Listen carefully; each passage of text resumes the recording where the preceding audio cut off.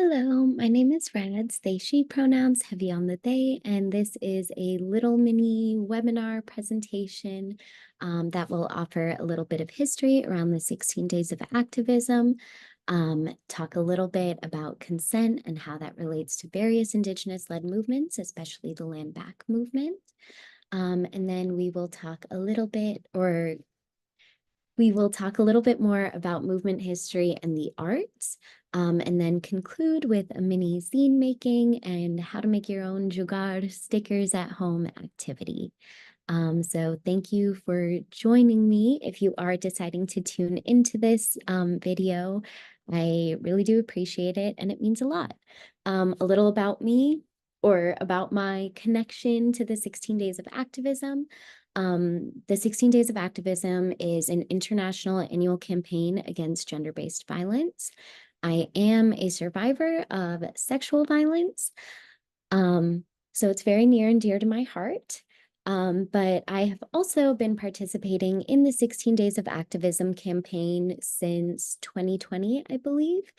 And since 2020, I've actually had the pleasure and privilege of running 7 separate 16 Days of Activism campaigns. And that's actually kind of technically becoming 10 now this year. But without further ado, let's get into it. So I have some slides. They're not perfect, and the dates are slightly off on some of them because these were also actually used earlier this week as part of the launch of the 16 Days of Activism campaign, but let's get into it. So, 16 Days of Activism.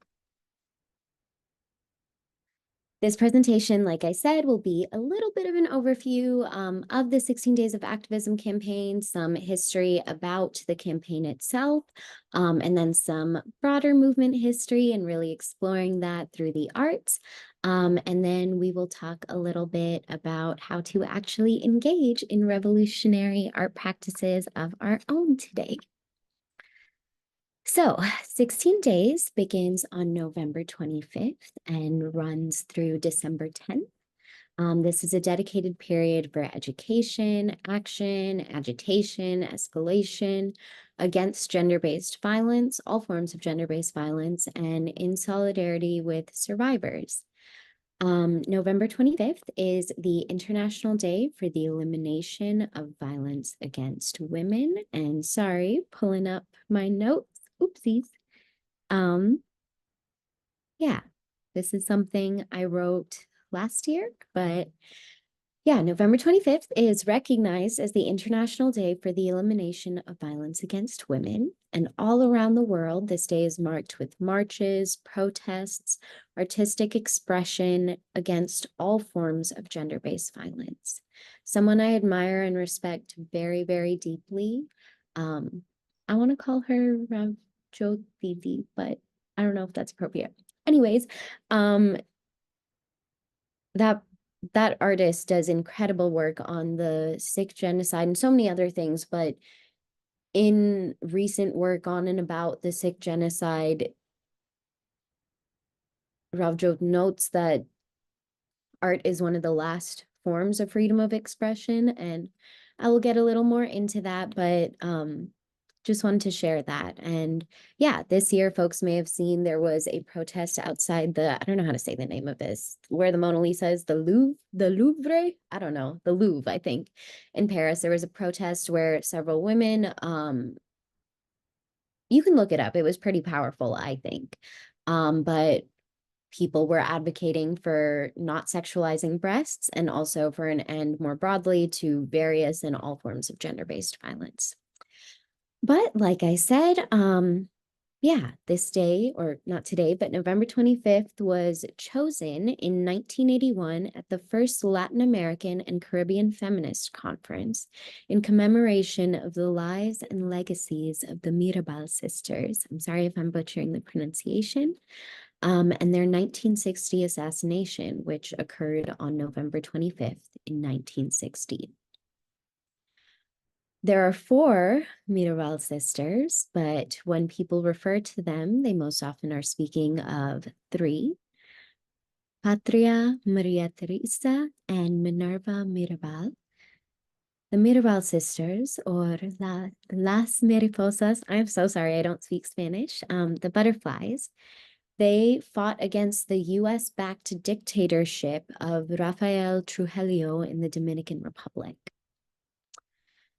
Again, this day was chosen at that conference to pay homage to these sisters and their anti-oppressive feminist work over their entire lifetimes. Eventually, the United Nations adopted this day in 1991, and ever since, this has been commemorated and recognized as the International Day for the Elimination of Violence Against Women, and the kickoff to the 16 Days or Orange the World campaign, which runs from November 25th through December 10th. December 10th is Human Rights Day, and there's a lot of other important days that fall within this period, such as December, is it 1st or 3rd? I think 1st, World AIDS Day. There's World Disability Day. I think that's December 3rd, and just so many other things. Pansexual Pride Days in this time range. Lots to learn and celebrate. Yeah.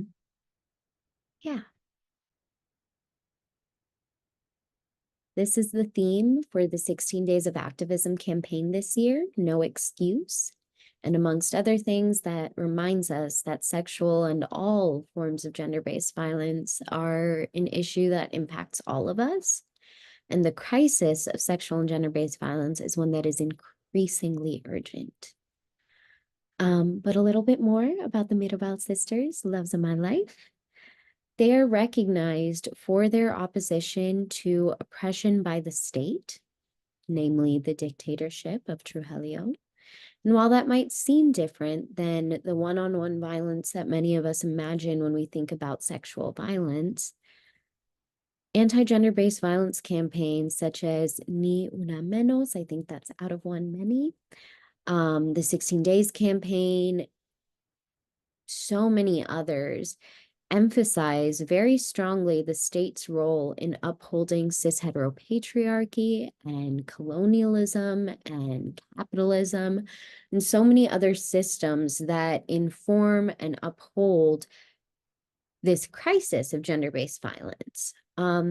Yeah, and to briefly explain a little bit more about that, institutions, whether that's governments, schools, medical facilities, religious facilities, institutions often contribute to the lack of resources for survivors, whether it's the lack of domestic violence shelters, whether it is, systems that keep survivors in economically exploitative jobs or relationships in dangerous situations, systems that keep survivors financially dependent on abusive people.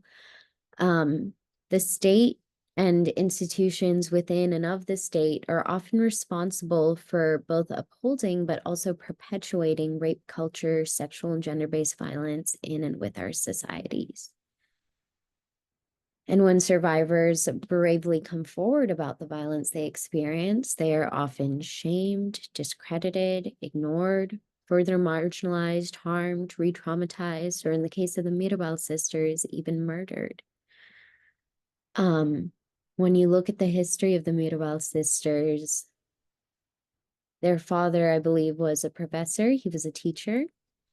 And because of that, they had certain high status when Trujillo came into power. So they were actually invited to a gala or something at his, residence. And he, I believe, took an interest in Minerva, asked her to dance. She refused. He kind of forced her, groped her, and when she rejected his advances, he then arrested her father the next day. And I cannot ever do their story justice, so I do encourage everyone to look into their story. It is slightly fictionalized, but there was a mini-series from Colombia, I believe, that came out in 2023 called The Cry of the Butterflies, or I'm so sorry for my Spanish, El Grito de las Mariposas. It was really well done, really powerful. And yeah, and I encourage everyone to go check it out. And as we say, no excuse and note the crisis of gender-based violence, I do want to also share that there are so many people working to fight gender-based violence, people who have been doing this work for decades, centuries, actually, even. It's often survivors leading this type of work, but we need everyone to join us. And so that is part of what the 16 Days of Activism campaign hopes to achieve, I think, every year, get more people involved and invested in this fight against gender-based violence, because it truly is an issue that negatively impacts all of us. TLDR, none of us are free until all of us are free. And together, I really do think we can get there. So, what is gender-based violence? Gender-based violence can broadly be defined or understood as violence that is directed at a person or a group of people because of their gender, or violence that disproportionately affects people of a particular gender. A lot of folks use the language of violence against women. I like to use the language or the terminology of MAGES. That's capital M, lowercase a, capital G, lowercase e, with an S at the end for plural, and that is an abbreviation for marginalized genders. And while women, yes, are one of the marginalized genders, they are not the only one. And so I think being specific in our language, it's okay if you're talking about just women, and there are contexts where that might be more appropriate. But when we're talking about gender-based violence, I like to talk about it and understand it as a form of violence that intersects with other forms of violence and disproportionately harms folks of marginalized gender identities, and folks within that who hold multiply marginalized or other marginalized identities are often even more deeply impacted. Gender-based violence can include and is not limited to physical violence, mental violence, emotional, financial violence, so much more. So, when you think about the term gender-based violence, what comes to mind? What about violence, non-violence? If you're actually watching this, thank you again. And if you want to pause actually and take a few minutes to journal about this, I would encourage you to do so.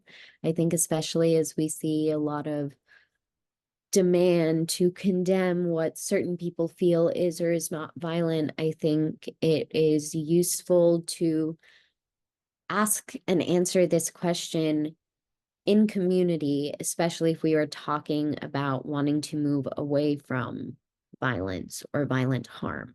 I think it's important to co-establish what we mean by violence, what we view and understand as violence, as non-violence. I think, to put it simply, getting on the same page really matters if we want to move together. Was that too flowery? I don't know. Journal, let me know. But yeah, gender-based violence, again, this is a non-exhaustive list. These are just some examples. Gender-based violence can mean femicide. It can mean conversion therapy or corrective rape.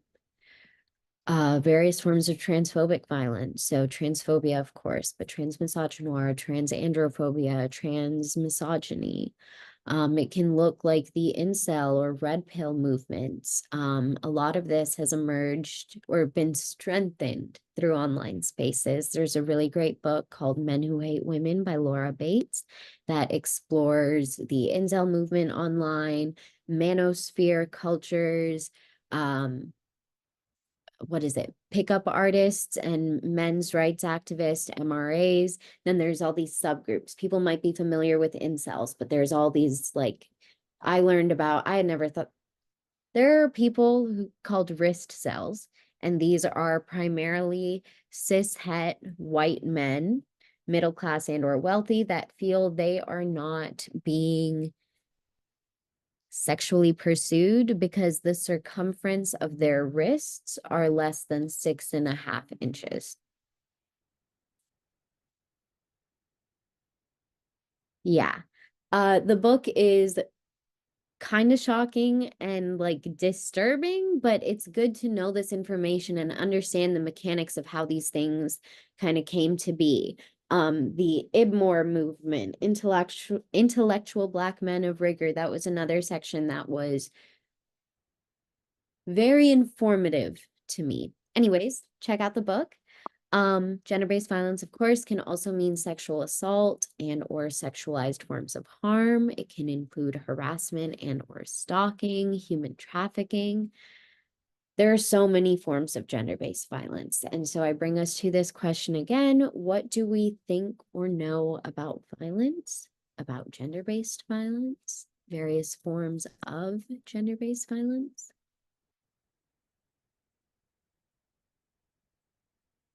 Yeah.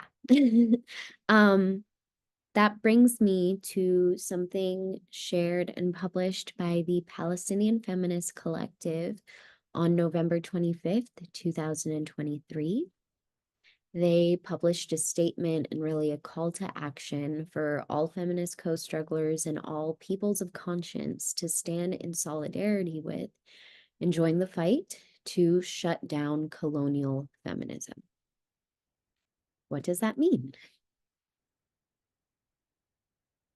Amongst other things, colonial feminism can broadly be understood as Western and or colonial discourses and policies that deploy the language of liberation, specifically of liberating women, to falsely justify invasion, genocide, militarized occupation, apartheid, resource extraction, labor exploitation, so much more.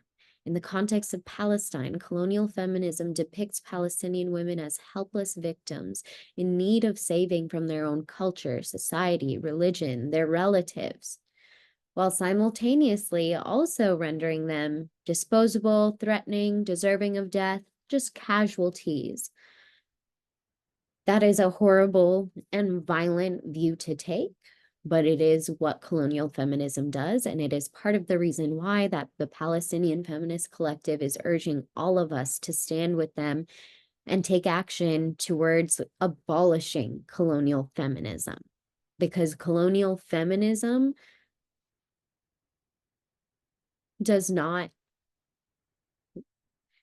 it's not focused on safety or community. It is focused on repeating and just dressing up the harms of historical and ongoing violence. And I don't think any of us need to be interested in that.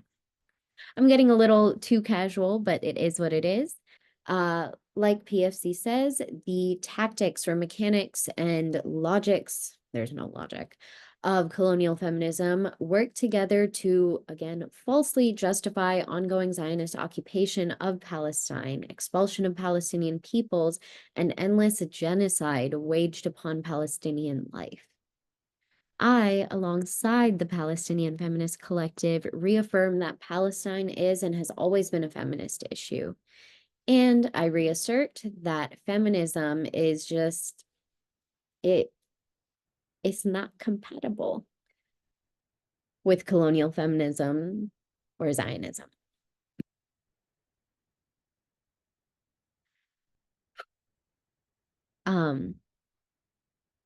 Alongside when and how this is shared, I will also share a link to the PFC statement, which you can and should read, but also if you search shut down colonial feminism, it'll come up. I did not say this before, but I was born and brought up on Turtle Island in California on unceded Ohlone territories. And today, November 28th, 2024, is that right? 2024? Ugh, that was weird to say out loud. Okay, yeah. Today, in the country where I grew up, many people are celebrating American Thanksgiving, but the people I fuck with know that today is a day of mourning. This is a plaque in the town of Plymouth, which, if you know American history, that is where the Pilgrims arrived. Plymouth Rock, Massachusetts. But yeah, National Day of Mourning. Since 1970, Indigenous folks across Turtle Island have gathered at noon on Coles Hill in Plymouth to commemorate a national day of mourning on the American Thanksgiving holiday. Many Indigenous peoples do not celebrate the arrival of the Pilgrims and other European settlers. To them, this day is a reminder of the genocide of millions of their people, the theft of their lands, and the relentless assault on their culture. Participants in the National Day of Mourning honor Native ancestors and the struggles of Native peoples that are here today, because they are here today, as they should be. And it is so disrespectful when we pretend that they are not. Today is a day of remembrance, of mourning, of spiritual connection, and a protest and firm rejection of racism, anti-indigeneity, and oppression that Native Americans and Indigenous peoples, often all around the world, continue to be subjected to. Oh, I hope my little window was not blocking it, but I do want to highlight two ways that we can take action right now. As I mentioned, I grew up in Ohlone territories, and one of the largest groups of Ohlone peoples today is the Confederated Villages of Least John, and I have had the immense privilege of learning from Karina Gold, who is currently the tribal chair of the Confederated Villages of Least John, a beloved educator, grandmother, family member. She is so many things. And she is also the founder of the Sogorea Land Rematriation Trust. Everyone from anywhere in the world, I believe, can donate to the Rematriate the Land Fund. There's a link here, which again, I will share and as part of resources shared alongside this little webinar. But you can and should check out and learn more about the Rematriate the Land Fund. They have already successfully rematriated quite a significant amount of land, but we're going to list all back. So check it out, learn more about them. And if you, like me, are a non-Indigenous settler on Indigenous territories in the Bay Area, San Francisco Bay Area, please do also actually specifically visit the bit.ly link and learn more about Shumi, the Shumi land tax. This is a voluntary annual contribution for non-Indigenous settlers. It is something that I have been able to contribute to since 2021 when I first learned of this from Karina Gold. Yeah, I'm just really lucky to get to be in community with and learn from so many incredible people. And so I encourage all of you to do that, because it is a wonderful and tremendous gift. But it's also just the right thing to do, I think. Know about the people whose land you're living on and be in meaningful solidarity and community with them. This is not the best or only way to do that, but this is one of my hopefully small contributions towards that. So look up Sogorea Land Trust, look up the Rematriate the Land Fund, look up if there are land back organizations or movements or work happening where you're based. And for my fellow Bay Area peoples, pay Shumi. And tell other people in the Bay that you know also to pay Shumi. Yeah. So this is getting a little long. I will try and speed it up, wrap it up a little bit. But these teachings that I'm now about to get into are primarily from the Palestinian Feminist Collective and Yellowhead Institute. These are two separate Indigenous-led organizations and movements, really, I think. But let me just get into it. So as you may have learned and observed, Indigenous consent is often ignored, removing the agency, autonomy, and so many other things, and really just violating the human rights of Indigenous peoples and populations through through both historical and ongoing colonization that works to disenfranchise, genocide, or otherwise harm and erase Indigenous populations globally. I'm going to go off camera, actually. So how is Indigenous consent ignored, coerced, negotiated, or enforced? I'm going to pause and again say all of this is from the Land Back Red Paper from Yellowhead Institute, and specifically their section on the spectrum of consent. I am offering a very brief summary that cannot and does not do the actual work justice. So please do go look at the report itself because it has been made available online. It is open access. There's so much. Everything in there is necessary to me. And more recently, in September of this year, I believe, they also formally launched an online self-paced version, course educational version of the Land Back Red Paper. So you can learn more about that. You can register and learn at your own pace. But it is really incredible and absolutely worth every single person's time. Yellowhead Institute is based in where I study in Toronto, I believe, sometimes known as Toronto. Yeah, check them out. But getting into the spectrum of consent. Oopsies. Yeah, as explored in this Land Back Red Paper by Yellowhead Institute, Indigenous consent is ignored, violating the human rights of Indigenous populations all around the world. And while the specific manifestations of colonization may look different around the world, they are often, really always, I think, rooted in the same harms of white supremacy, global capitalism, ableism, colonization, imperialism, and numerous other systems of mutually informed and upheld interlocking systems of oppression that serve to disenfranchise, genocide, and or otherwise harm and erase Indigenous peoples all around the world. Yellowhead Institute, in their spectrum of consent section, divides it up into three primary sections. So first, they talk about denial or an infrastructure of theft. Again, just an excerpt, but they say, there have been two main paths used to dispossess Indigenous peoples of the land. One that is winding and slow, and then a faster, more direct route. The shorter route often uses the blunt instruments of relocation and criminalization, while the slower, longer form of dispossession relies on cultural erasure.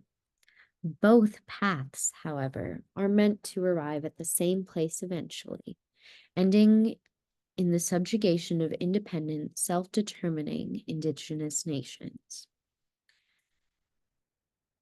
I think that is so true to so many Indigenous communities all around the world. Again, that is just an excerpt, and I think that everyone should read this and engage with this work and Yellowhead Institute's broader work because it is so necessary. It's so right. It's so on the dot. It gets it, and it explains it in ways that, you know, people even like me can understand. But yeah, so that is a small excerpt from Denial, what they describe as an infrastructure of theft. And then they talk about a more recent kind of phenomenon in a more recent tool for the ignoring or coercion of Indigenous consent. And so they call this recognition or the emergence of consultation. In response to Indigenous resistance to processes of alienation described prior in the denial infrastructure of theft section, the law, this is primarily in the context of Canada, but again, this applies many places, I think. The law began to change.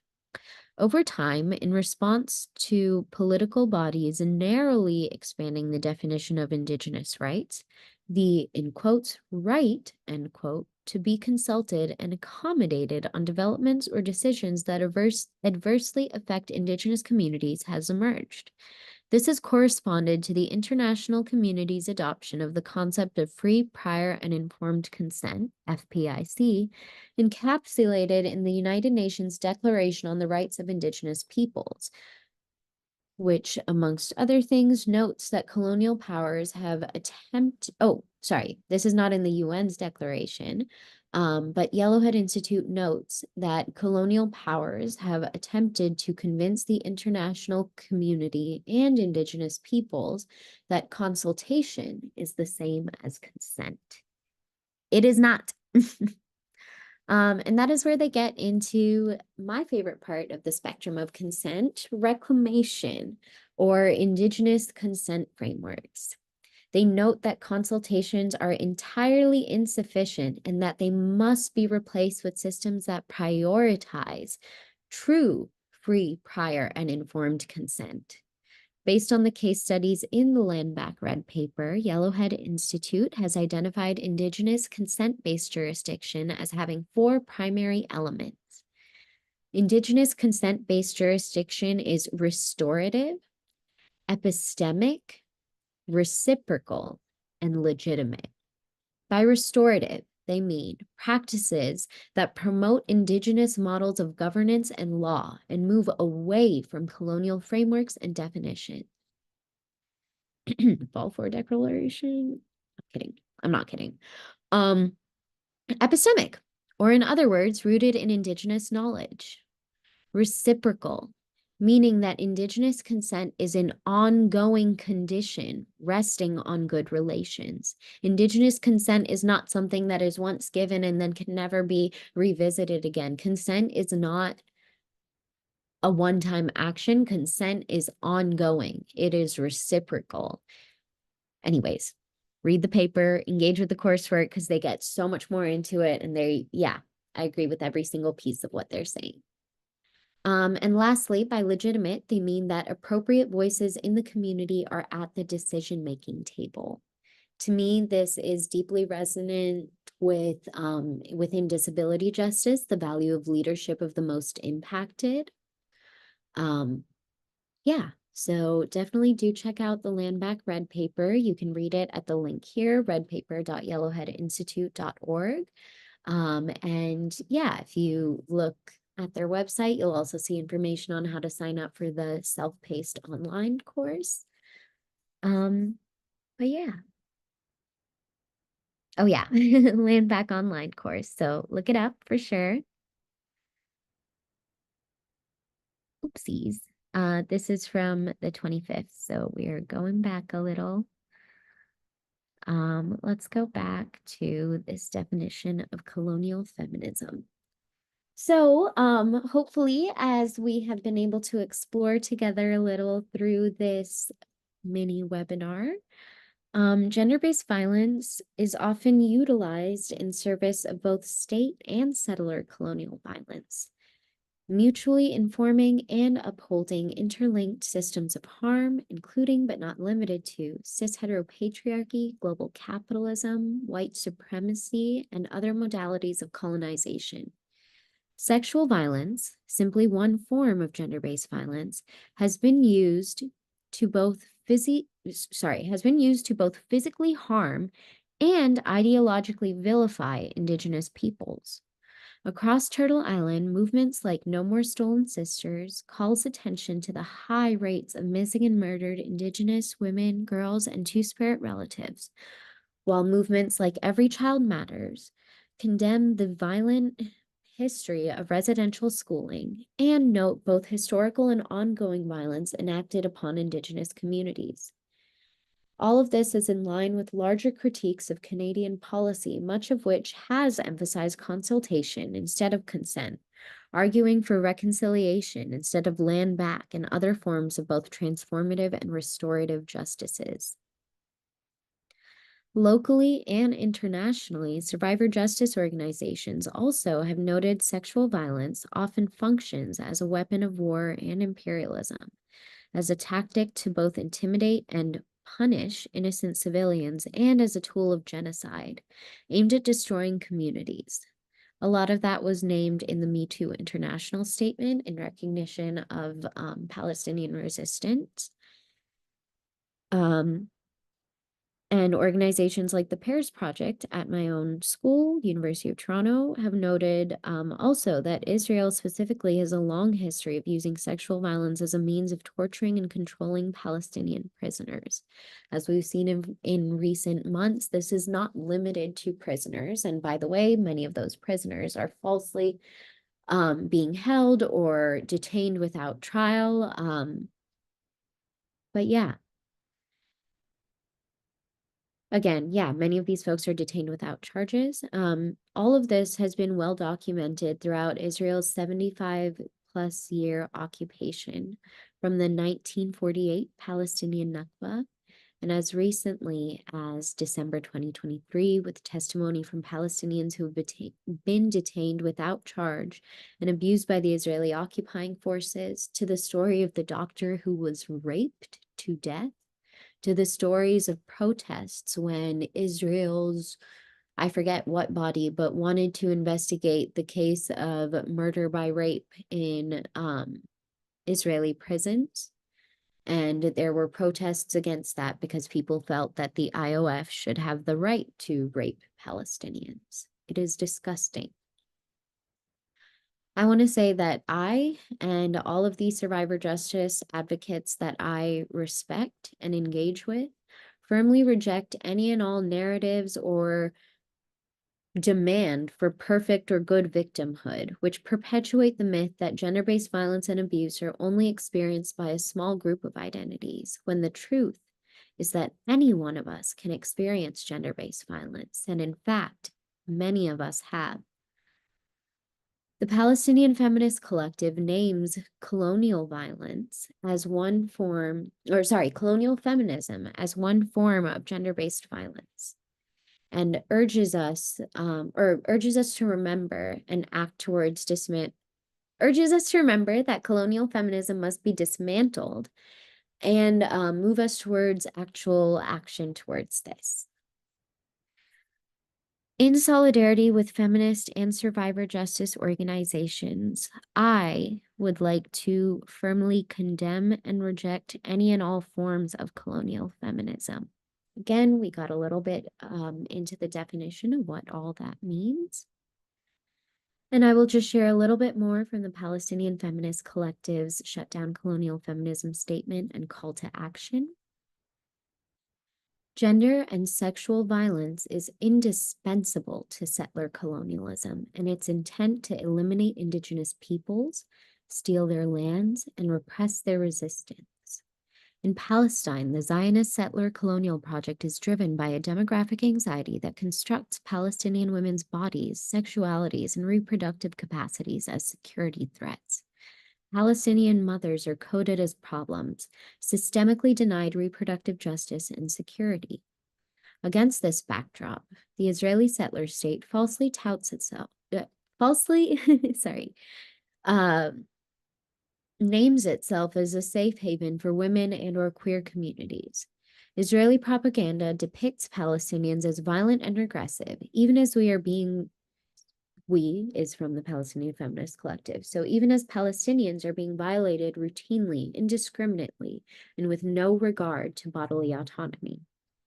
Since October 7th, 2023, we have witnessed the extreme resurgence of liberal, orientalist, and colonial feminist tropes by Zionist leaders, Western media outlets, and liberal feminists, dehumanizing the entire populations of Palestine and all displaced Palestinians around the world.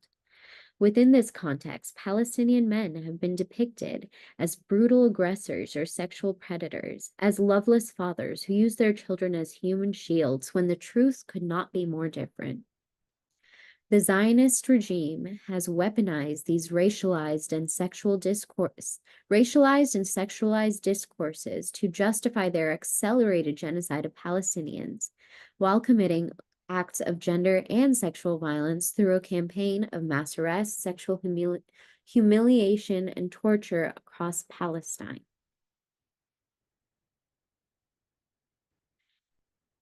Again, you can and should read their statement. There are endless tools for education in that statement and action. Amongst other things, the Palestinian Feminist Collective urges all of us to reject and speak out against colonial feminist discourses wherever and whenever they may surface in the media, in our workplaces, in private conversations, and to also constantly be reaffirming that Palestine is a feminist issue. If you'd like more talking points, you can check out the Palestine Digital Action Toolkit by the Palestinian Feminist Collective, available at bit.ly, so bit.ly/ capital letters PFC, capital T, lowercase letters OOLKIT. So it's PFC Toolkit, and the PFC and the T in Toolkit are capital. bit.ly/PFC Toolkit. If you're a feminist organization, you can and should sign the Feminist Front and Palestinian Feminist Collective joint letter that calls for an immediate and permanent ceasefire and end to the genocide. And let's stop screen sharing because I am going to come back on camera. And also encourage folks to visit insightnational.org. Sorry, it's insight-national.org. And amongst other things, there you can print, one at a time. You can print out stickers and posters. They have color versions. These are black and white. I think the black and white ones, amongst other things, are cool coloring sheets. You can be like, hey, let's color together and talk about this. And the Radical Feminists of Color Say No to Genocide. This art is by Fabiana Rodriguez. Love her. But yeah, this art campaign is from the Palestinian Feminist Collective and Insight Radical Feminists of Color Against Violence. And I want to, do I not have my zine version? Oh no, I have something. Okay.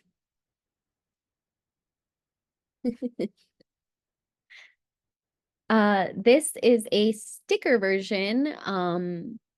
It can be cut. This is a sticker version of a spread from a zine I made. And it just uplifts something that was also shared in connection with, these are more stickers, haha.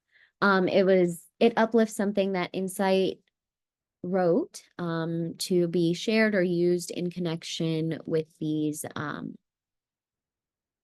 posters and stickers and art pieces. So I will read it out to you and invite us all to heed this call and take the Insight Palestine Force Kufia Pledge, which is as follows.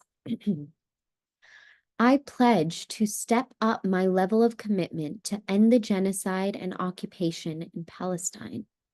I commit to challenge myself and those around me to take bolder and more creative actions, like daring public art actions, posters, murals, tags, etc., direct actions that disrupt the flow of weapons and capital funding of the slaughter, ever-growing mass protests and boycotts, strikes, if you're really about it.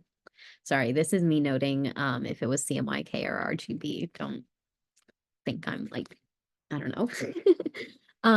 But yeah, and also committing to challenging ourselves and those around us to engage in ongoing collective organizing, learning, and unlearning of Zionism. As radical feminists of color, we know abolition, racial, gender, and reproductive justice require an end to imperialism. We condemn Israel's colonial, military, and sexual violence and understand that our freedom from violence is only possible if Palestine is free. In that spirit, I commit to hold the images of the Palestinian Kufia, the land, the sea, and the olive leaves in my heart. I pledge to you, Heba, martyred Palestinian artist, and to all martyrs and our Palestinian relatives. When Palestinians are under attack, we stand up, we fight back. Free, free Palestine. Anyways, There are endless ways to take action for Palestine. The art campaign by Insight and PFC is an incredibly, I think, easy way to engage. You can print these out at home as posters or stickers. You can get sticker paper and put it in a regular printer if you have a printer at home, or if you're able to print at a library or at your school or something like that, you can ask if you can put in sticker paper.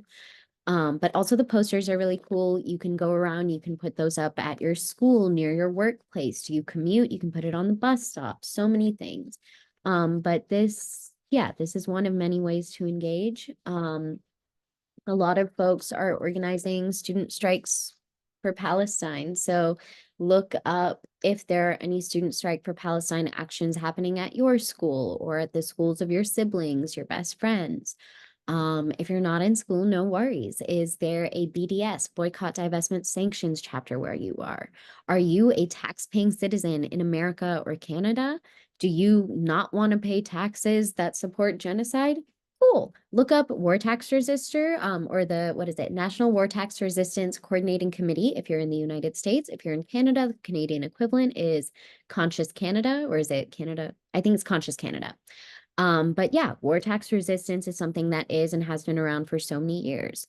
If you are seeing this, I'm assuming that you have some tech in your life, technology. You can look up the No Tech for Apartheid campaign. You can look up the Tech for Palestine campaign. Are you an artist or an educator? Look up workshops for Gaza. See if you can offer a workshop for or with them. Are you an artist? Look up flyers for Palestine, any other number of things. I'm not like an artist, but I do some design work. And so these are, oh, actually, no, this is technically my design. The words are not mine, but I made this in zine form. And that brings me to, oh, give me a second. I gotta go grab a zine. Gonna pause the recording. Oopsies. How do I do that? Be right back. Okay, my printer is running out of ink, so it only printed half, and all the actual zines I have been folded and distributed to various organizations. So this is just one on homo nationalism. This colorway got messed up, but we will maybe use this to fold. Oh, no, we're gonna do this. This is not a zine I made. This is Stories from Queering the Map, specifically from Palestine, and it was created by @Punjabi Kami on Instagram, Sachi, icon genius. But yeah, zines are a super cool and fun way, I think, to engage. And you're in luck if you like zines, because I've created a few free zines that you can download and print. So yeah, if you go to, here's the URL, tinycc, all caps, resources, here. We also actually have a reading list from our 16 Days of Activism campaign last year. There's a lot. And then we also have something we created earlier this year, but a little learn more list that offers some kind of 101 level information about homo nationalism, pink and purple washing, Orientalism, and yeah, so check that out. But when you go into print resources and then zines, we have a few different ones. There's also instructions on how to fold a zine, and we'll do that in a second. But here is the Kufia pledge. Are we gonna work? Okay, so the way it works, and you'll see this in a few seconds, but this would be the front page. This is the back page. This is page 1 and 2 inside, then the next 3 and 4, and then the last spread. And like I said, this is the back cover. Yeah, these two are from the US Campaign for Palestinian Rights, but the rest are things that I designed. And yeah, if you have access to a printer, or even if you just want to like draw, it doesn't need to be like a digitally designed thing. You can make designs, or you can even just write like the handles of people who are sharing information from and about Gaza. Like I've seen a lot of people just make little stickers with Bisan's handle at wizard_Bisan1. And just like put those places, because people, or maybe just me, but people are nosy. And if they just see that, they might go look. So it really does not have to be very high tech, but you can make your own designs. You can print existing designs. If you are at the UTSC campus, we do have these stickers available in various organizations. So yeah, I'm realizing I'm going to publish this publicly-ish. So you can contact Women and Gender Studies Student Association if you want to grab some stickers or figure out where you can grab them from on campus. But yeah, this is just one zine. There's also just a different colorway with it. This is my favorite one, but I know that this is pretty intensive on printers. So yeah.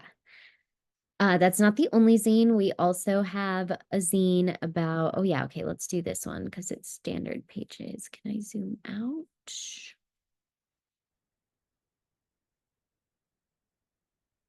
I cannot zoom out. Okay, but understanding homonationalism, Orientalism, and pinkwashing. And just to see, so again, this is what the zine version looks like.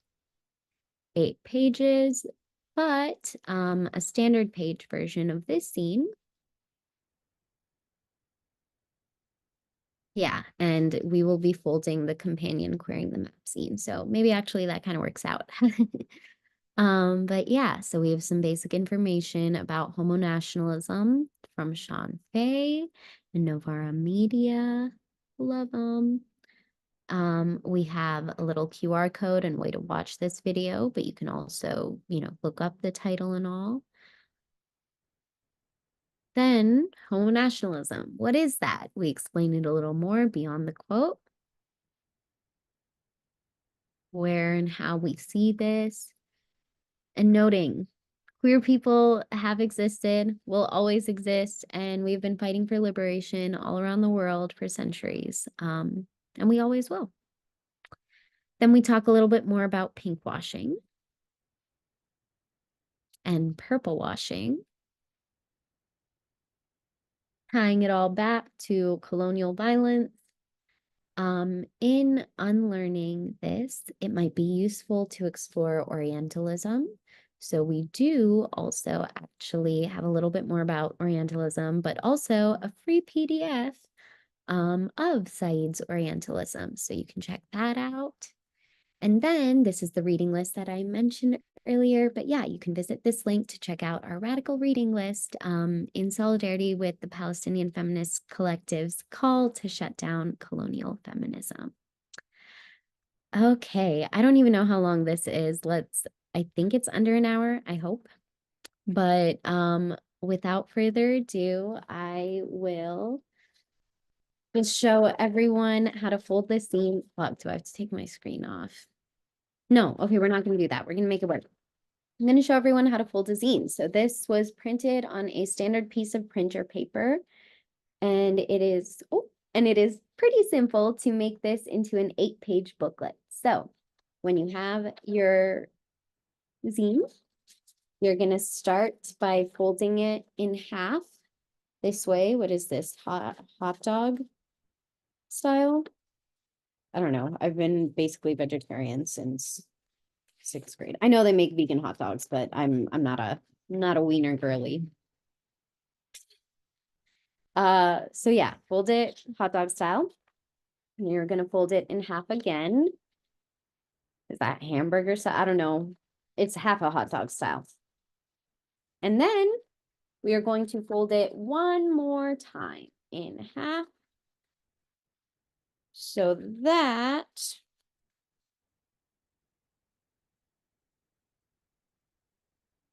you get a mini booklet.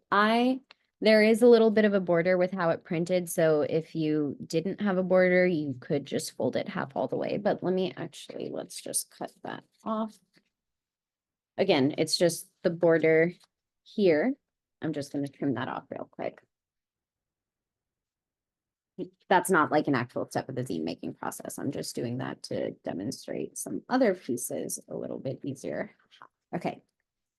But yeah, so like I said, what did we do?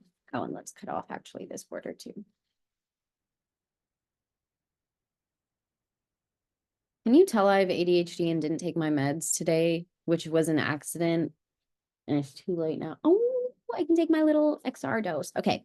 Anyways, zine. So you got your little piece of paper. We folded it hot dog style, then in half again, and then in half one more time.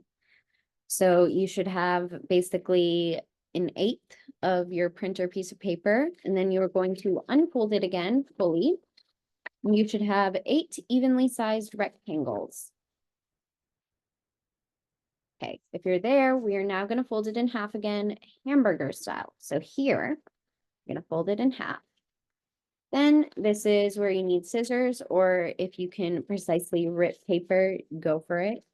But once we have it folded in half hamburger style, we're going to take the inner corner, so not the one that's open, but the one that's folded. And we're going to cut halfway, so across one page to this middle point, okay? Just one very simple little cut. Can you see? Okay, we're only going to that halfway point. So now you should have something in half, and there's a little, I don't know, I'm so sorry I'm like this. Anyways, we are going to unfold her one more time. You should have a little slit in the middle like this. Can you see me? No, okay, I thought it would be funny and I was just being weird. Okay, so you should have this little hole, and what we're gonna do is fold her hot dog style one more time, like this. And then, this is my favorite part, zine magic. We're going to push and pop.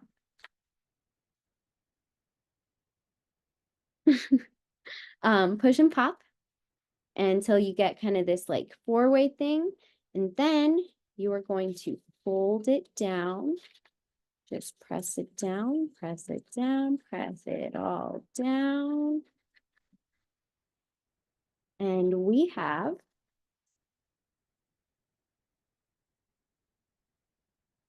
our booklet.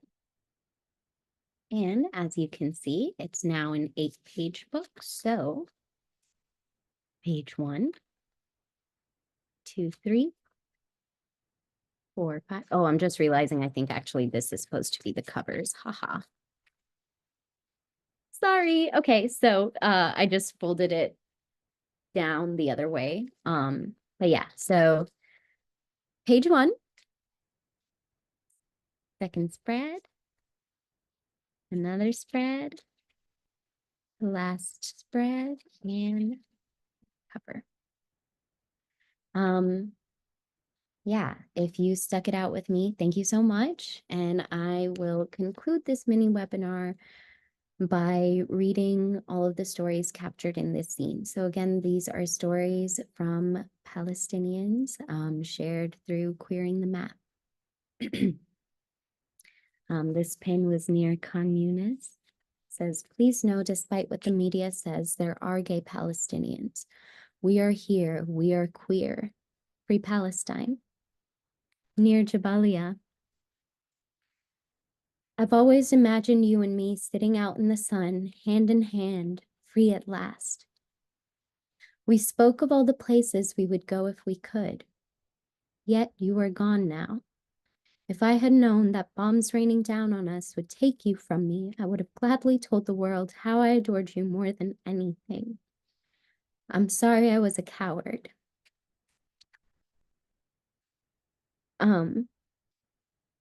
Close to the sea. I wish I could watch the sunset over Gaza Sea with you. For one night, I wish this occupation was no longer and that we could be free for once on our own land.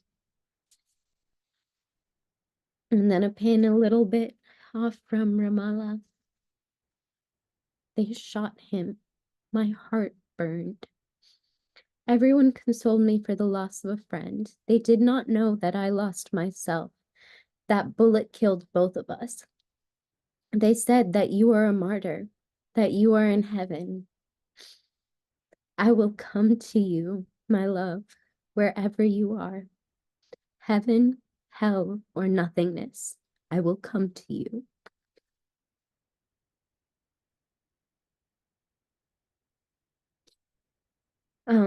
Another one from By the Sea. My grandparents were born here before their exodus in 1948, so please don't support the occupation because of their pinkwashing. I deserved to live here just as they did. I deserved to be indigenous to my land and not a stranger everywhere I went. I miss a city I've never seen and it hurts. A gay Palestinian is indigenous to here and always will be. And then another one kind of by the sea, and that's Jabalia, so I mean quite some distance, but the pin is dropped where it says, the place where you died, even though we were only pen pals. I love you to my core. 5 years of best friendship.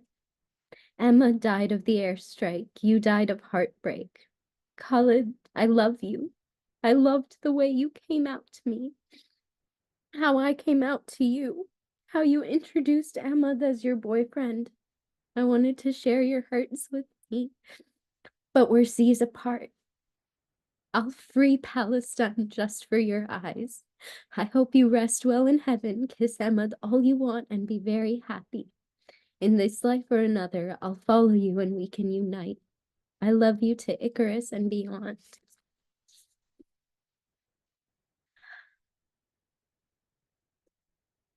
And I'm going to read the last few. I don't know how long I'll live, so I just want this to be my memory here before I die. I'm not going to leave my home come what may. My biggest regret is not kissing this one guy. He died 2 days back. We told each other how much we like each other, and I was too shy to kiss last time. He died in the bombing. I think a big part of me died too. And soon I will be dead. To Eunice, I will kiss you in heaven. And then there's another pin dropped by the sea, and I don't speak or read Arabic, sorry, but it's Arabic and it translates to, the only thing that keeps me patient is the sea and you. And then it's cut off, so I'm not sure where this one is, but someone said, recently I was having trouble accepting myself as a queer and as a Palestinian. I've always had people telling me to choose between being queer or a Palestinian. I live abroad.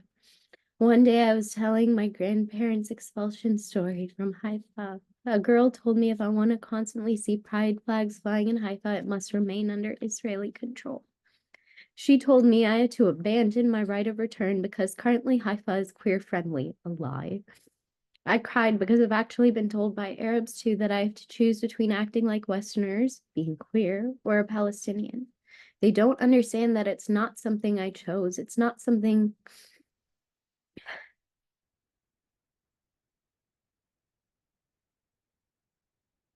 Sorry. Says it's not something I chose. It's something I was born into. I get jealous when I see people that don't deserve to live there enjoying their lives, having pride parades while turning ours into hell.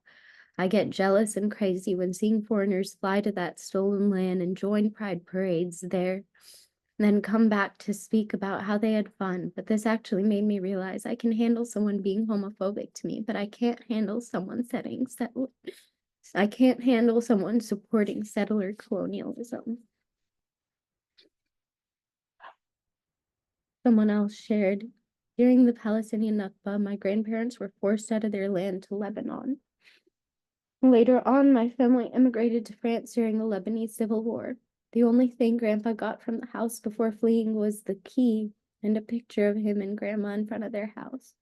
He would always talk about the oranges, his house, and the Mediterranean Sea.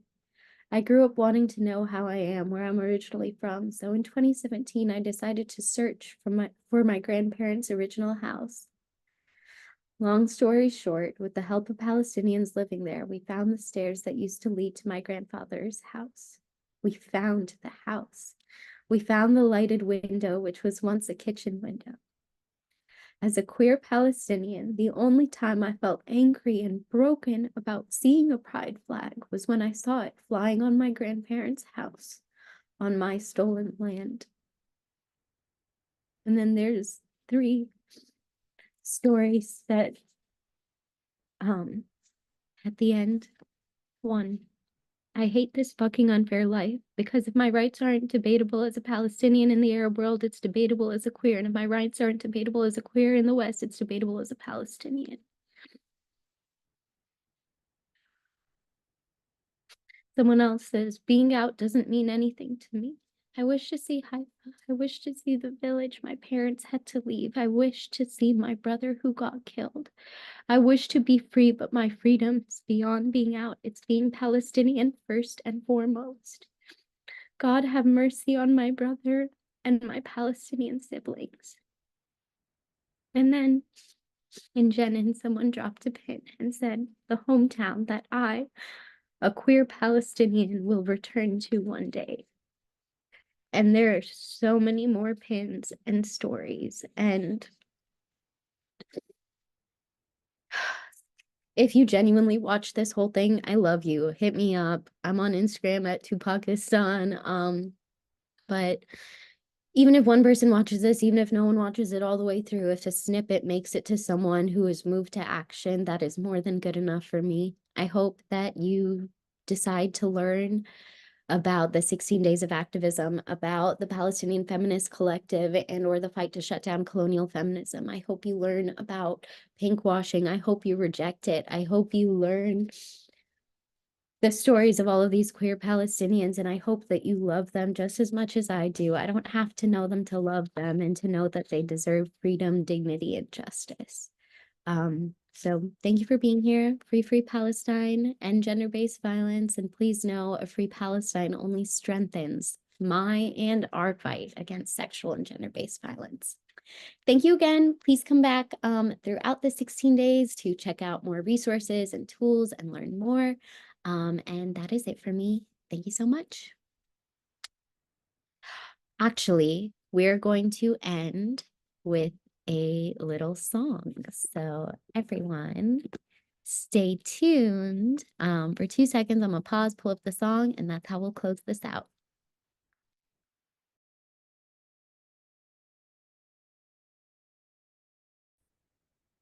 Okay, so I got the song. There's not a music video, but I'm still gonna share the screen, and it's called Stop Business as Usual by Immortal. This is the remix featuring Bobby Sanchez and is it Felonious? But yeah, this is one of many incredible songs, and I hope that at the end of this webinar, this is some of the message and movement that you take away. Thank you for being here with me, and let's enjoy the wisdom of Phoenix, Bobby Sanchez, and Immortal. Let's go. Business. I don't wanna write a record, I wanna reflect the time. Stop business as usual, stop the genocide. I don't wanna write a record, I wanna reflect the time. Stop business. I don't wanna write a banger, I wanna reflect the time. Stop business as usual, stop the genocide. It's land back from Philippines to Palestine. It's time to uprise till we're all free.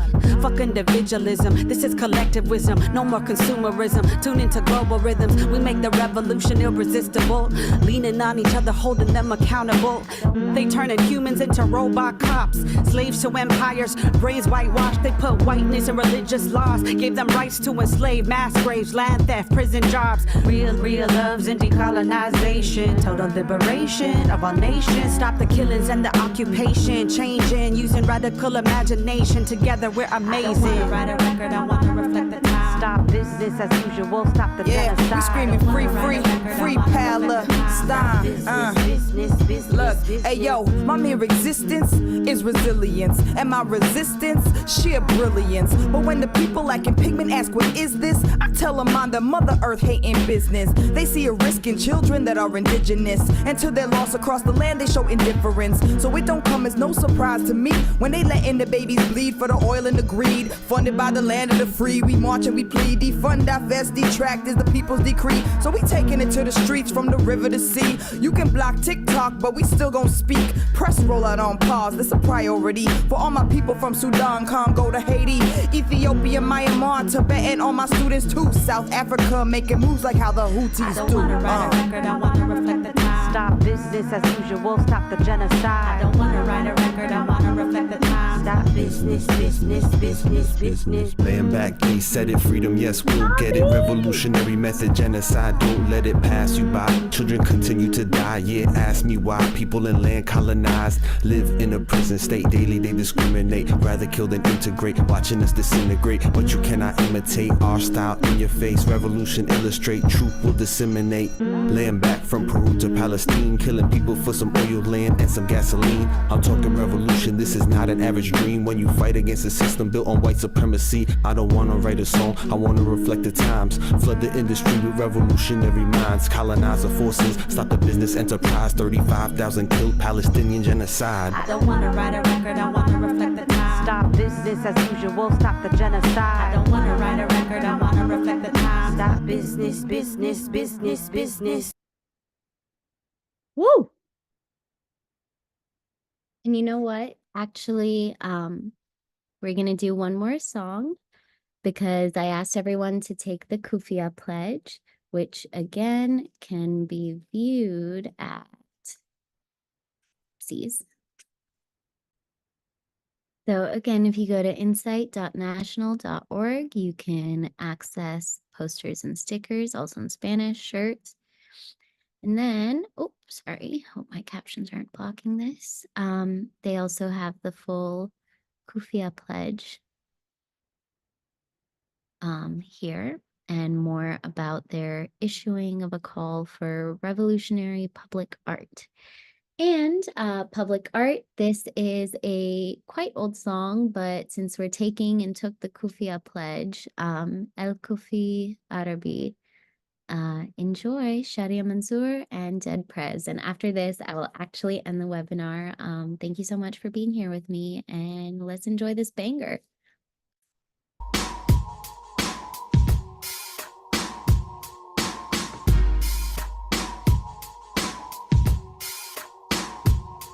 صباح الخير يا ولاد عمومنا، تفضلوا شرفونا. شو بتحب مضيفكم، دم عربي ولا دموع من عيوننا؟ بعتقد هيك تأملوا نستقبل، من هيك تعقدوا لما تدركموا على غلطة من هيك لبسنا الكوفي البيضة والسودا، صاروا كلاب الزمان يلبسوها كموضة.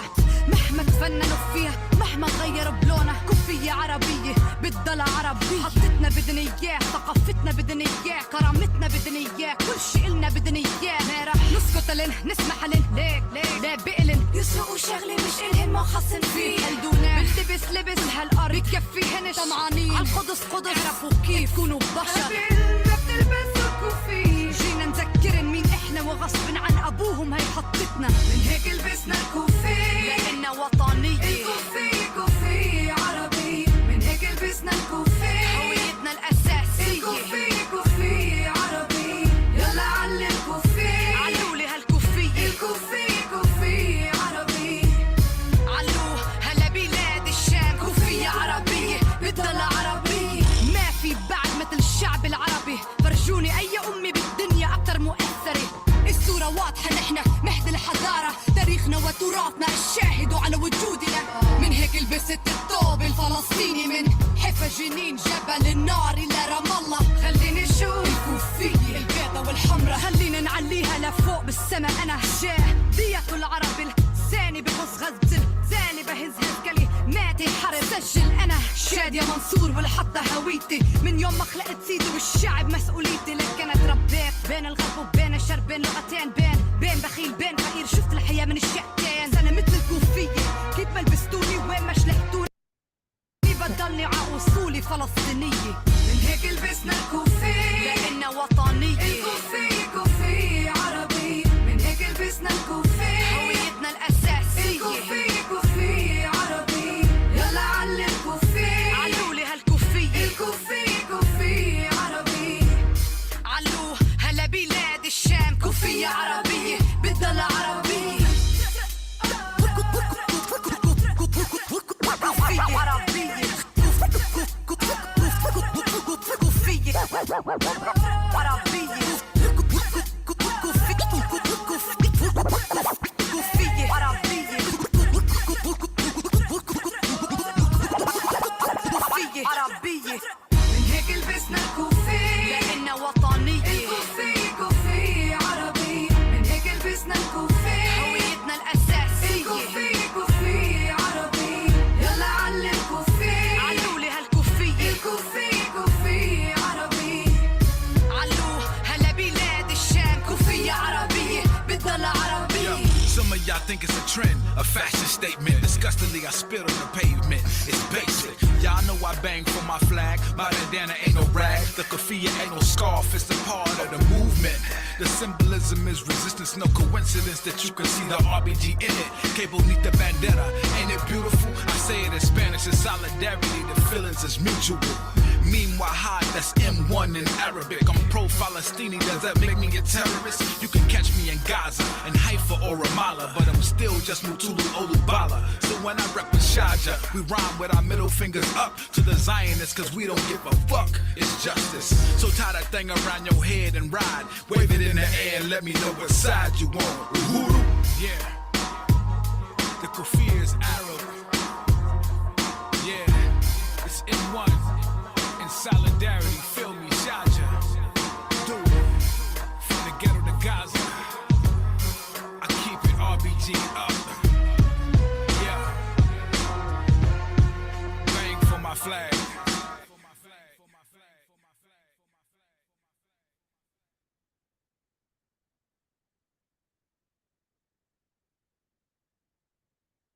Thank you so much, everyone. Take care. Bye.